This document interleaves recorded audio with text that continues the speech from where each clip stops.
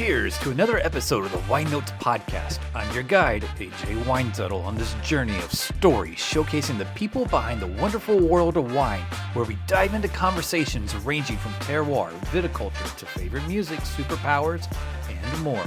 Please enjoy this episode of the Wine Notes podcast. Alison, thank you so much for taking the time to be on the podcast today. I really appreciate it. AJ, thanks for inviting me. I'm excited to be here. Yeah, it's been interesting to our paths have crossed a couple different times this year. The first time in January at Pinot Fest, and that was in Palm Springs, and then again in July at IPNC here in McMinnville, Oregon. So that's, I don't know, it's just amazing. So it's, thank you for taking the time. Absolutely. Two beautiful places to meet in too. Very different. Yeah. Very beautiful ways. Very different, very beautiful. I needed to get away from all the rain here in Oregon in January, so Palm Springs was the perfect place to get away to. That's exactly what you should be doing. That's a good time of year to go to Palm Springs too. You don't want to be there in summer. It's too hot. Oh, yes, most definitely. Did you go to any other wine festivals this year?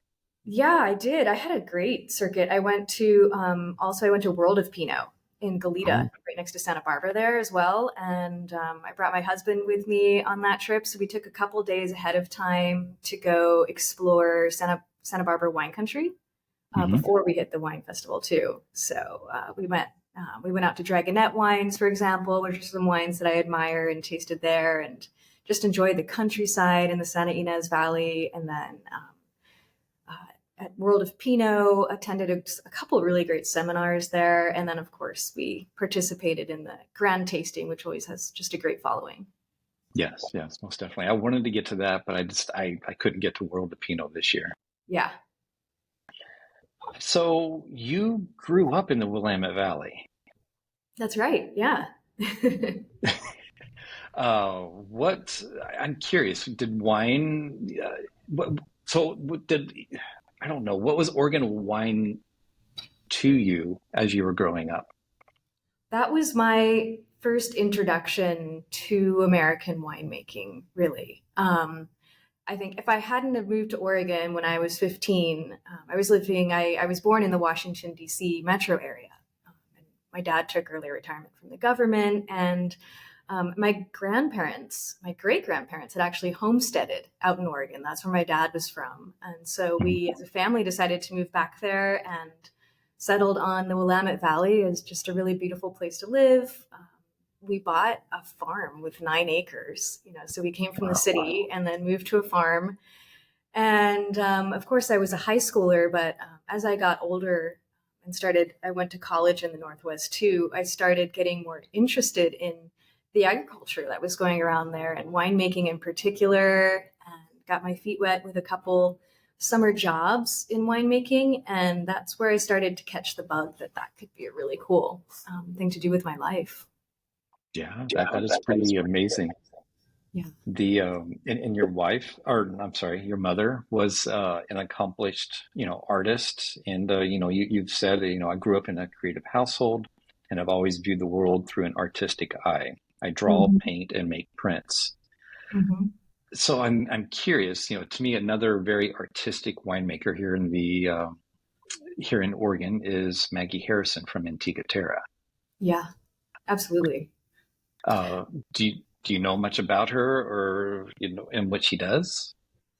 Yeah, she is a winemaker that I really admire. I first tasted the wines and was just fascinated with, what she was getting out of grapes from Oregon, and then started to learn more about her too. And she really is a really unique example of someone, you hear a lot about the art of winemaking, and I think her background resonates a lot with me and my background of growing up and having been exposed to art from an early age. And really, I've been trained in it, as a kid, it was almost like games, doing art. And my mom would do these sensory exercises with us where we'd, you would draw, we would hide an object, and then you would have to draw it just by touch, or we would paint to music, things like this. And so I had a lot of training in different art techniques, just growing up with a joy of sensory experience and expression, and also just being surrounded by amazing art books, going to art shows all the time. So I think that's something that's just really unique about my upbringing, and that's just part of who I am. I married an artist too. My husband is a painter. It's a way of looking at the world, and Right. I think it's a really interesting way to approach the world of making wine too, because it's a limited sensory world of smell and taste. So it's a cool palette to work with. I can only imagine. And I'm just sitting here thinking, just kind of your upbringing and how did you end up going to California from Oregon? I mean, I'm partial to Oregon myself, and it near and dear to my heart. So I'm like, oh, That's a good question. I love the wines from Oregon, and actually one of the favorite wines that we make here at Hull, we make one Oregon Pinot from Shea Vineyard under our Walt label, and it's absolutely one of my favorite wines. But culturally, I became a Californian. I oh, actually, to get my toe in the business, I finished my degree in biology, and I still wasn't sure what I wanted to do with my life and my career as a young person, and was remembering back to my days in McMinnville of all the inspiring interns and winemakers I had met there, and but also I had spent a total of 8 years in the Northwest, 4 going to high school in Oregon, and then another 4 going to college in Puget Sound in Washington. And I always said I liked fog, but the gray days started to get to me. I mean, you got 9 months of gray and rain up there. yeah. And so in college, I would come to visit California. I'd always been fascinated by the place. And so this is where I actually landed to kind of test the waters for winemaking. I got an internship at Etude Wines in the Carneros here in the Napa Valley. And it was Tony Soder's last year. He had just sold the brand to Foster's Wine Group, but he was still involved. So there's another little Oregon connection there too. Oregon's always going to be part of my winemaking journey. Yes, Um, yeah. so I came to kind of see what it was like, to see if I liked it. And I caught the bug for sure after that first internship. I can only imagine. I have, of when once you get that bug, it's there, and people who don't get the bug, they don't. To me, they don't. It's like they don't get it, and like, but man, once they get it, they go down that rabbit hole so quickly. It's an obsession. Absolutely. Yep.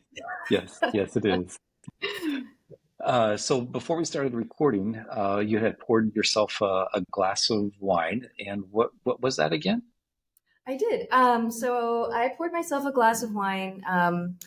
This is one wine that really I was excited about, that I've been working with this vineyard called Black Sears Vineyard.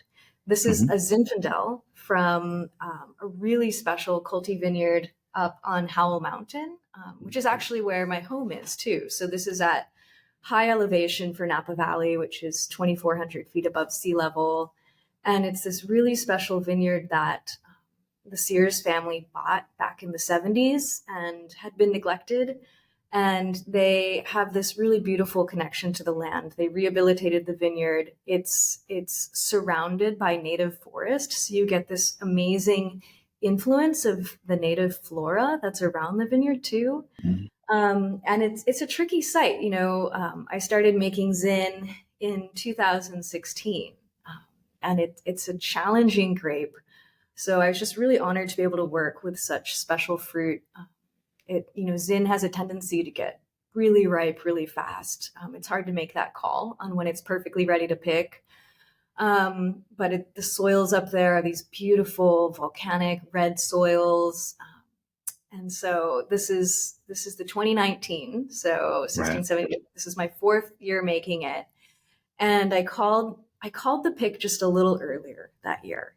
Instead of like pushing it as far as I could into those really juicy brambly berry fruits, I practiced a little more restraint on this vineyard. And I was just really excited how savory the wine became. And I got these beautiful aromatics. It's almost like an incense of sage and bay from the native forest around there, and like the black peppers just popping. So I just wanted to pour this one as a wine that I'm like personally excited about my journey making this one.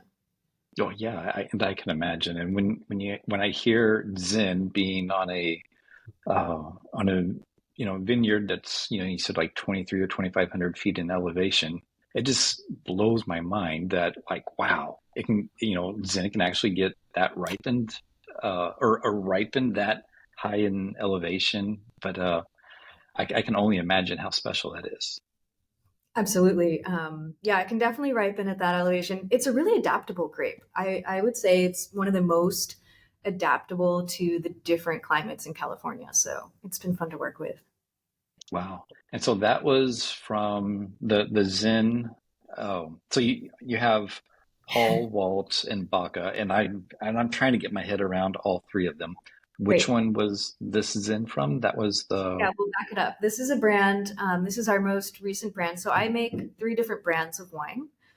This is a okay. brand that launched in 2018, and it's called Baca. It's Latin for berry. All of our brands, Hall, Walt, and Baca, are four-letter names. And this is a brand that's focusing on the beauty of Zinfandel across California. And so we were really excited to get back to, the heritage of winemaking in California with this project, and also work with some old vines, which is something that's really unique about Zin as opposed to Cab or Pinot, which are two of our other specialties. Right.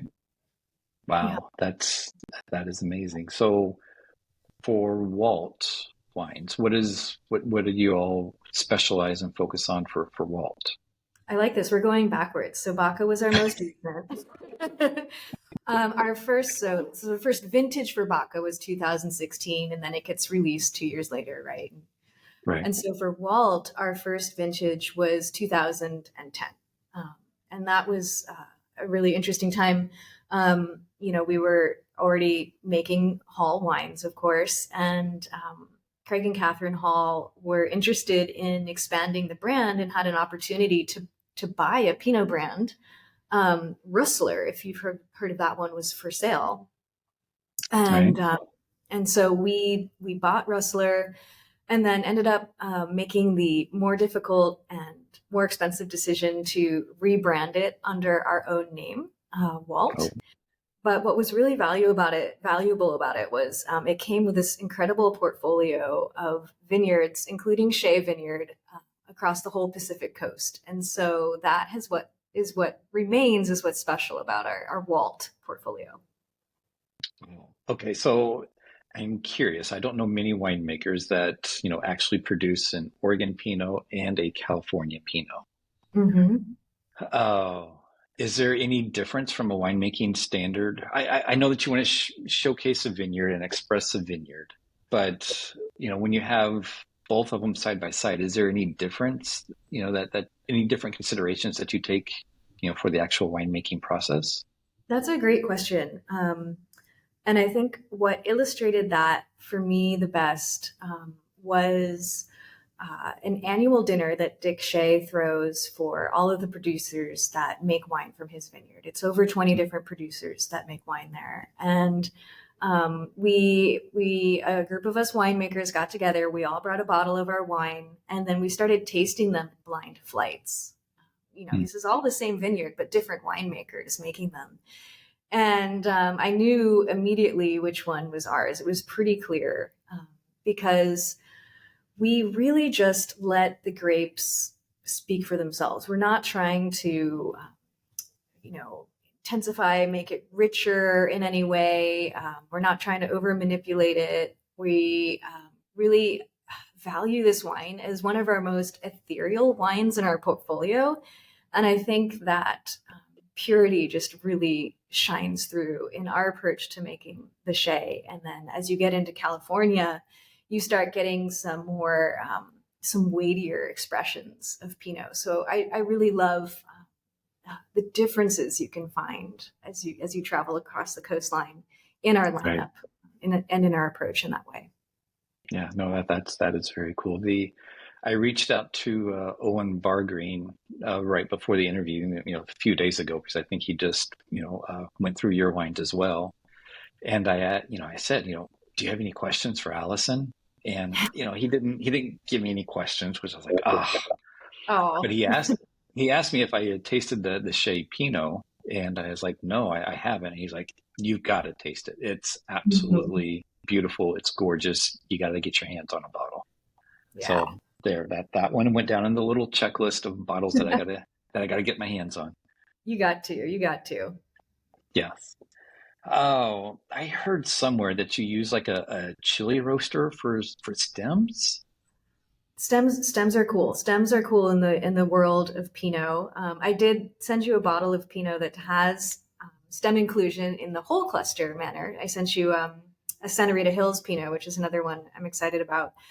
But stem roasting is a great topic. That's something we use a really unique technique here. Hmm. And I guess I've, for our viewers who might not, be as wine dorky as you and I about what this all is, I think I'll like explain some background. Oh yeah, yeah, yes, yes, please, please, please do. Yes. Yeah. So, with Pinot Noir, there's a technique that we use sometimes is we actually include the stem in the fermentation rather than just removing all the berries and just fermenting the berries alone. And this does two things for the wine. It adds some structure, some beautiful like tension to the tannin of the wine. And it also adds some aromatics. It can add a spiciness. You can get like cardamom and juniper and other really interesting aromatics that come from the stems. The most common way to include them is the simplest and the most direct. Like what we do is we'll take a percentage, usually anywhere from 5 to 20%, and we will just chuck the whole cluster into the tank first. Hmm. So yeah, just an intact cluster. And then on top of that, we'll put the destemmed fruit and then we'll ferment it in that way. So I do like the elegance of the simplicity of that method. Hmm. But the stem is only ripened as much as it had time on the vine. And when I make a decision about doing that, I actually have started. It's a visual. It's looking at the vine and like the greenness of the stem. But once we receive the fruit, I also actually I'll taste the fruit, but I'll taste the stem too to see like are these flavors that I think that could enhance the wine, or do I want to leave that out? Right. And so winemakers over the years have tried different methods for advancing the development and the ripeness of the stem too. And so there's like one of the most basic techniques you can do is after you've removed the berries, you can lay the stems out in the sun on a sheet and bake them a little bit in the sun. And what you're doing in that process is you're actually literally cooking out some of the harsher green flavors and getting some development. It's almost like in my cooking, I've started dry toasting my spices before I grind them and add them to a dish. It really brings out the next level of just sophistication in the Right. aromas. And so we came across a technique. It was actually our VP of winemaking, Megan Gunderson, had the idea to buy a chili roaster from New Mexico. These things are used to roast their gorgeous green hatch chilies down there. I'm also happen to be a huge hatch chili fan. Um, this never had hatch chilies touch it. I don't think I would enjoy the flavor of chili in my wine. This is No, purely no. for wine stems. Right. And so what it is, it's a metal, it's a cylinder, cage, and then you can rotate it over a bank of propane flames. And so it took some trial and error on like the technique of how exactly we wanted to roast or cook our stems. Some of the first batches I worked with got a little too charred, and I was trying to take them out of the basket and put them in the tank, and my hands were just black with the star, and that wasn't the way to go. So we've developed a great method where they just become pliable. They become they lose their bright green color, just become a little more browned. But the real test is when you pick up a bunch and smell it. it's got this, I don't know, this paprika, this spice to it that's just kind of intoxicating. So we'll take that and then we'll add that to the tank. And then we'll start the fermentation to integrate that flavor. So just from that, I have two questions, and hopefully I remember the second one. What mastermind? I know that you said who had the idea, but like, how did that idea even come about? It's like, ooh, let's try this. It kind of came out of an idea like, well, maybe we can use a barbecue. But you can't really get enough stems on a barbecue. So I'd have to Right. ask Megan exactly like how like she knew about the chili roasters and got to that inspiration. But it's something that we really enjoy doing, and we do exclusively on our fruit that's coming from the Anderson Valley, a Pinot Noir from Anderson Valley. There's a certain earthiness to it that I think it brings out a savoriness in the wine that we really like. That would be nice. And I was getting ready to ask, which wine do you do this to? So I was just curious. Yes. Yeah, that's the one. So look for either they're called the Corners or the Blue Jay bottlings from the Anderson Valley. And those are the ones that have the roasted stems. Okay, very nice. So I want to back up just a little bit. We talked about Baca, we talked about Walt, but we haven't talked about Hall. Mm-hmm. So tell me a little bit about Hall. Absolutely. Well, I really like your background. We're both, so you're in Oregon, but I'm here at Hall Wines. But in your background, you've got a beautiful shot of our vineyards and of our famous sculpture called the Bunny Fufu. And so Hall is a company that started in the mid 90s it's owned by Craig and Catherine Hall, who met in Dallas, Texas, actually, when Catherine Hall is really the face and the lifeblood of this brand. And she grew up with wines in Mendocino. Her family had a vineyard. Her family collected wines. And so after she met her husband, Craig, in Dallas, they knew that they wanted to make that part of their lives. And I'm rambling a little bit, but she also had this incredible career as a lawyer. She was running for mayor of Dallas, and then she got this incredible opportunity to be ambassador to Austria during the Clinton administration. So she has a worldwide career in that way. And so when they got back from working in Austria is when they wanted to settle and start a wine brand.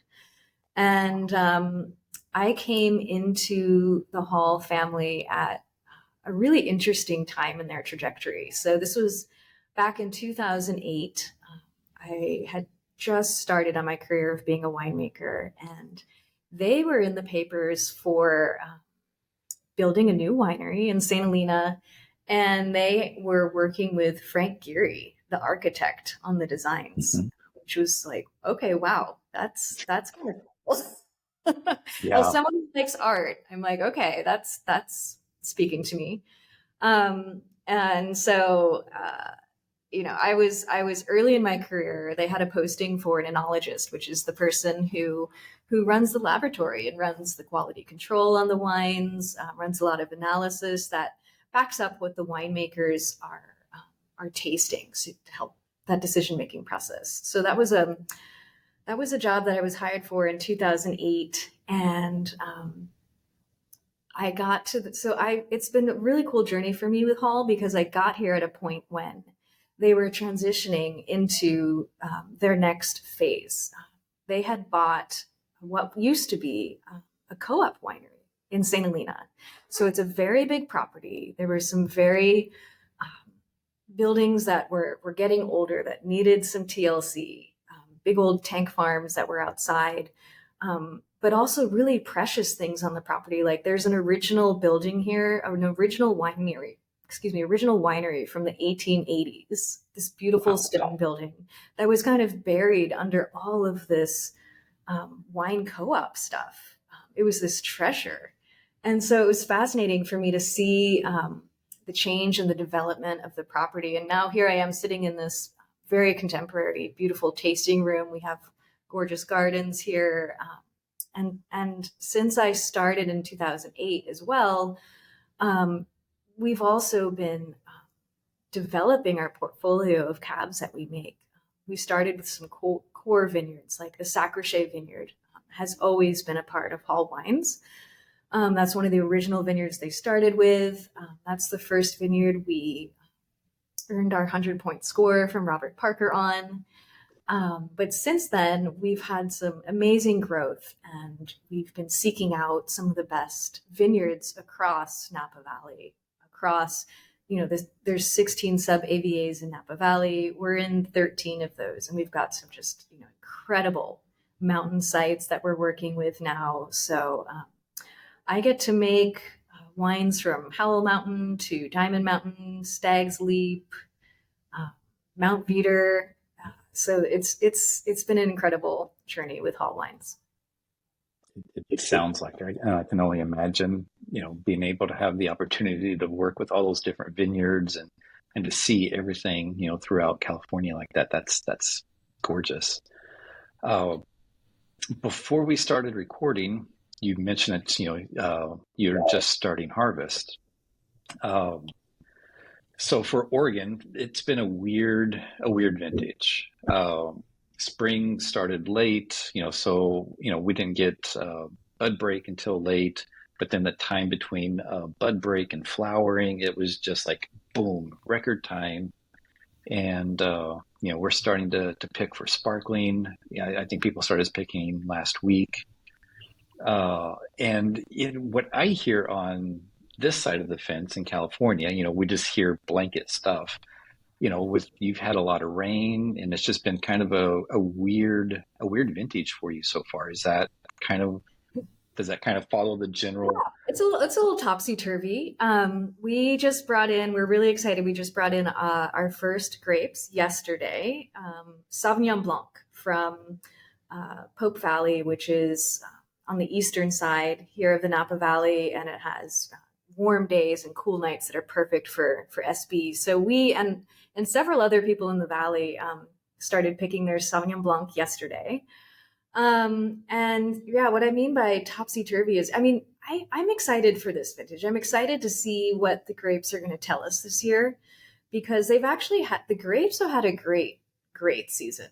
We're very excited because we had a wet winter here in California, a very wet winter. We had something like 12 atmospheric rivers come through and a few bomb cyclones. We got over 40 inches of rain this season. And so this is coming off, I've been making wine under drought conditions for years now. And so the vines got this good long drink this winter. The canopies look fantastic. These are healthy vines. But on the flip side, the other thing that happened, it was also cooler this season. So we are anywhere from, some grapes are on time, but some grapes are going to be 3 weeks to 4 weeks later than when we'd normally be harvesting them. So one thing I've learned is not to make any assumptions, but it was nice to get, a little more rest in before this whole circus starts with making the wines this year. But I'm glad it's sure. Yeah, I can only imagine, but wow, 3 to 4 weeks later. It's, from my perspective, California is always like boom, boom, boom, boom, boom, boom. We know when things are going to go off because the weather is pretty predictable and everything. So I'm very curious to see how the 23 vintage, turns out for you all. That's interesting. Same. And it's funny, working with fruit in Oregon too. That's a fair distance north from where we're working now, and the weather can be so different between the two places as well. So right now, like last year was a very late year for Oregon.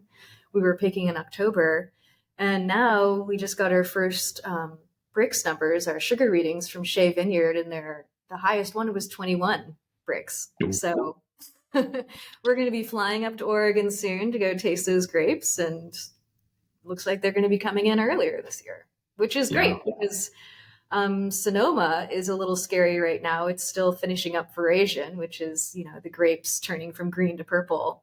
And that's that's late this year. Those grapes are going to come in much later. So Sonoma is where we have the bulk of our Walt program, a lot of fruit for the Walt program, and also some Baca out there too. So we'll Wow. see. Yeah, it'll be interesting on both sides of the fence to see how it Yeah. turns out. Mm-hmm. So at IPNC, Carlo Mondavi was there, with his label and also talking about Monarch tractor. Yeah. And I started doing a little bit of research in the Mondavi family, and there's a lot to dive into. But I noticed on your Instagram feed that it looked like that you read the book, The House of Mondavi. Oh yeah, I did. Yeah, that was a few years ago. I was on vacation in Venice Beach and took it for my pleasure reading down there. It is a great story. I highly recommend The House of Mondavi. Okay. Yeah, no, it's on my list, and I'm, I don't know about you, but I have, I just keep adding books to my list, and yes, I make some progress, but not a whole bunch. Yeah, they're a good family too. I've met Carlo a few times. I made sure to get a ride on the Monarch tractor when I was out there at IPNC. I'm really excited for that project. I'm just proud of them. I think that's so amazing that they're pushing that direction. And I'd love to get one for us here, pushing for that. We'll see. Yeah. I think it's great technology. I think that's a great use of his fame too. That's a very well-known family. And he's also, I love his wines, his Rain brand out there on the Sonoma coast. I think they're beautiful, delicate wines that he's making.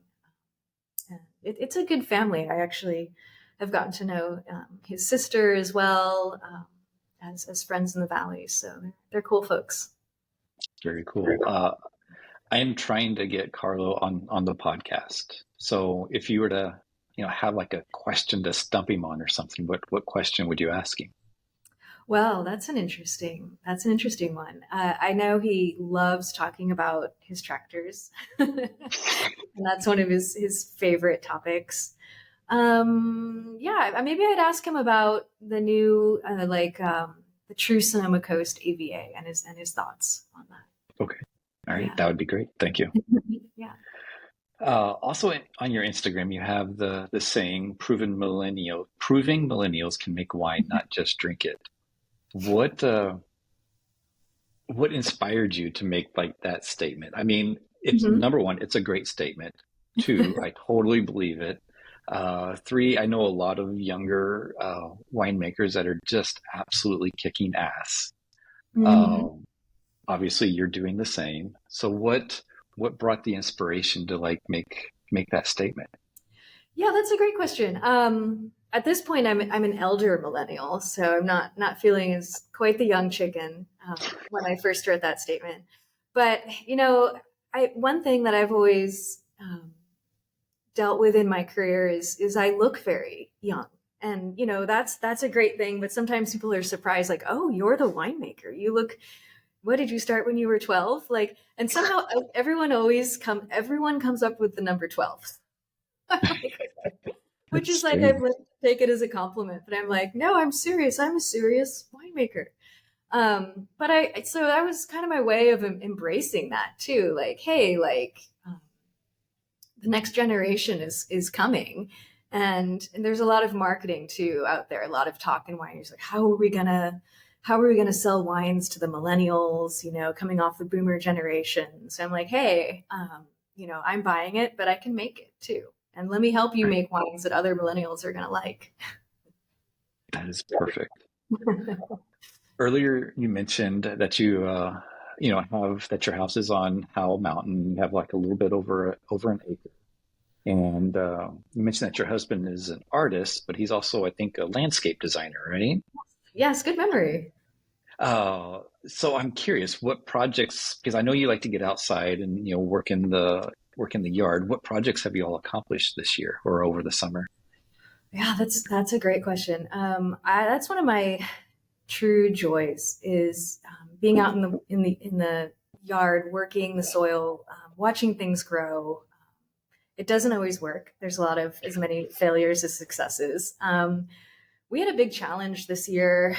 We were just, we've been rehabilitating our own yard. It was very overgrown when we bought it. It's a combination of forest and I have a vegetable garden, and we have some ornamental landscaping that we've been working on too, like terracing it all by hand, the two of us for the most part. And this winter we had this crazy snowstorm come through. This was only in the higher altitudes here in Napa Valley, and they were calling it Snowmageddon. We got 14 inches of snow. Holy cow. Normally it'll sprinkle but not stick. So it just dumped. And it's beautiful, but the problem with that is the trees in this area just aren't designed to handle it. Back on the East Coast, trees are deciduous and they lose their leaves. And then when they get snows in winter, there's not a problem. But here in California, a lot of our trees, like live oaks, for example, keep their leaves year round. And so that created these surfaces for this very heavy, wet snow to land on. And I don't think there was a single tree that wasn't damaged on that mountain in some way. Some trees just completely just uprooted and fell over. A lot of branches were lost. So when I saw the snow, I just saw a lot of work. I've never thought I'd spent so much money on taking care of our trees, but it is important to me, and it is a source of joy in my life. And so we've been able to. We had some friends come over and help us clean up right away, because another really important thing is there's a real fire risk. We live in a very high fire danger area, and you don't want that debris on the ground either. So it was a combination of cleanup and then trying to save trees and trying to prune them back to keep them healthy. So we had kind of an exciting garden year this year. Plus the rain. I've never seen so many new wildflowers before. We had a super bloom here, and it just lasted and lasted. Flowers I'd never seen. It was beautiful. I can only imagine. So hopefully next spring, you'll be able to do a couple more things out in the yard, and it won't be as crazy. Mm-hmm. So I know that you're a Game of Thrones fan, and you also liked Good Omens. But after harvest, I'm sure you just want to kind of veg or whatever. So what's on your binge list after harvest?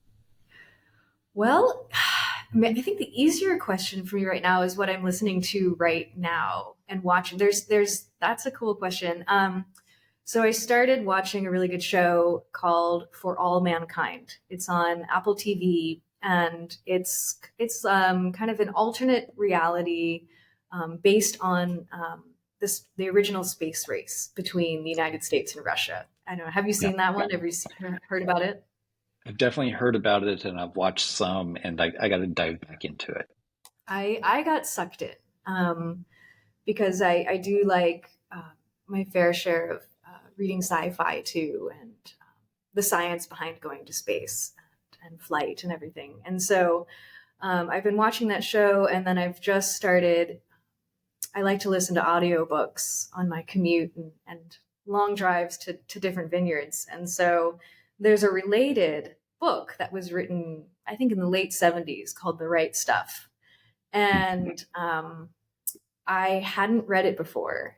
And it really informs everything that's going on in this show that I got sucked into, and explains the mentality behind these hotshots, these test pilots that are willing to strap themselves to a rocket that may or may not blow up to get to space or to try a new space shuttle. So it's been just a fascinating story about this, mentality behind that. And so it's been, to me, that's been like an exciting way to like all this build up for the harvest that's coming.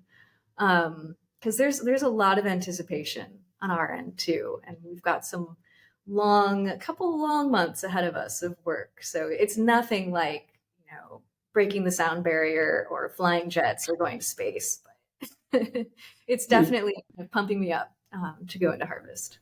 Yeah, I can only imagine. So yeah, that's and the right stuff. I think that they also did a movie on that as well. So Yep. I'm going to watch yeah, that next after I'm done with the book. Yeah. I hear okay. it's good. Yeah. Um, so on some TV, I was watching a tasting between two people, and they brought up a book called Napa Valley Then and Now, Mm-hmm. and they were talking about how in the older days of Napa and the community and how it was and how it's a little bit different now. I know the Oregon wine community, and I know everybody's sticking together and helping each other out. From your perspective, what is the California wine community like? Well, I haven't read that book, but the California wine community on the winemaker level, I would say is pretty collaborative. Because we all like when we get together, there's nothing else we talk about than wine. Like we just Right. instantly start nerding out, and we all have networks of people that we can call on if we're noodling on an idea or troubleshooting a problem. I pick up the phone and call other winemakers in the area. And that's something that's the first thing I did when I started making that Zinfandel brand too, is to reach out and create this support network. So my experience here has been very good in the industry. Well, that's good. I'm glad to hear that. It, I've been comparing Oregon and California, during our whole talk here, and it, when you come from an Oregon perspective, it's like Oregon or California is our big brother, and we're trying to step out of that shadow, but it's so heartwarming to hear that the community is very strong, and the winemakers help out one another, and I really like that. That's amazing. I think so. At the essence, people come together. Yeah. There's Yeah, definitely yeah. rivalries. There's plenty of stories, I'm sure. Oh Rivalries yeah. between Sonoma and Napa. And I do feel very spoiled here. I mean, Napa Valley is the heart of the wine industry in the US. I mean, the tools and the resources I have just at the snap of my fingers are just crazy. I had the privilege of going to visit a winemaking region in Mexico, actually, a few years ago, the Valle de Guadalupe down there. And that really struck home, how lucky I am to have all of these resources here, the laboratories, the equipment, the supplies, and the knowledge Right. that other people, making beautiful wines don't quite have aren't as spoiled by. But Yes, yes. I also I'm like Yeah. It's nice to have all those resources available uh, and just make things happen. I interviewed a guy last summer that started the wines in Bhutan. oh So he wrote the business plan and planted a bunch of grapes, multiple years ago, and this was their first harvest, just about a month ago. And so he's like, how many times do you actually get to write the laws for for wine for a country, which he did, and the resources that he has is like next to nothing, and just a totally different set of obstacles to overcome and everything. He was telling me about a story that the vineyard manager sent him a text, and it's like, hey, we have deer in the vineyard. How do we get them out? And he's like, well, put up a fence. Well, how high of a fence? And he's like, well, 10 feet. And he's like, that high? He's like, yeah, deer can jump that high. And so like weeks went by back and forth arguing. And finally he's asked the vineyard manager, he's like, how big are these deer? And he's like, well, just a couple feet. I mean, they're not that big. And he's like, oh, seriously. So I mean, just what we think of deer and what they think of deer, it was, is we all have our own obstacles.